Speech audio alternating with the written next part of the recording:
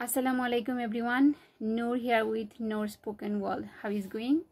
Guys, today I will share you something very interesting which one we are using when we are taking our meal.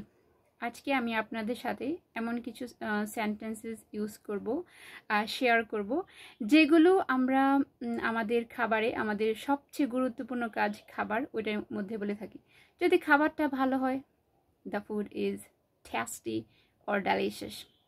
So ভালোর একই রকম হয়ে থাকে খাবারের ক্ষেত্রে, আর যদি খারাপ হয়ে যায় তাহলে তো ভ্যারাইটিস খারাপ হইতে পারে। সো ওইগুলো কি হবে ইন ইংলিশ, এটাই আজকে আমি বলবো। ধরে নিলাম খাবারটায় কোনো একটা তরকারিতে বেশি লবণ হয়ে গিয়েছে। The curry is salted. The curry is salted. আচ্ছা, ধরলাম তরকারিটা নষ্ট হয়ে গেছে। The curry is spoiled. The curry is spoiled. ধরে নিলাম তরকারিটা কোনো কারণে তেতো হয়ে গেছে। The curry is bitter. The curry is bitter. ধরে নিলাম কোনো কারণে তরকারিটা নষ্ট হয়ে একদম তেতো হয়ে গেছে, টক হয়ে গেছে। The curry is sour. The curry is sour. যদি বেশি হলুদ হয়ে যায়, বেশি হলুদ হয়ে গেছে, the curry is more turmeric.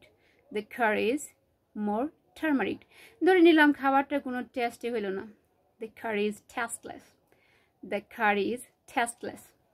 আচ্ছা, যদি খাবারটায় কি বলবো, যে মানে কোনো মশলাই হয় নাই, মশলা না হওয়ার কারণে মিষ্টি মিষ্টি লাগতেছে। The curry is sweet.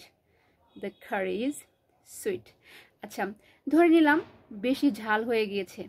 The curry is hot. The curry is hot. যদি বেশি মশলা হয়ে যায়, অনেক মশলা হয়ে গিয়েছে, the curry is spiced. The curry is spiced. বেশি মশলা হয়ে গিয়েছে। সো আজকে আমি আপনাদের সাথে যে বিষয়গুলো শেয়ার করলাম, এটা শুধু তরকারির ক্ষেত্রে হইতে হবে এমন কোনো কিছু না। ভাত হইতে পারে, বিরিয়ানি হইতে পারে, যাই মনে করেন কোনো খাবার হইলেই এই শব্দগুলো আমরা ইউজ করে আমাদের ভাষাকে, আমাদের মনের ভাবকে ইংরেজিতে প্রকাশ করতে পারি। So keep learning. Allah Hafiz.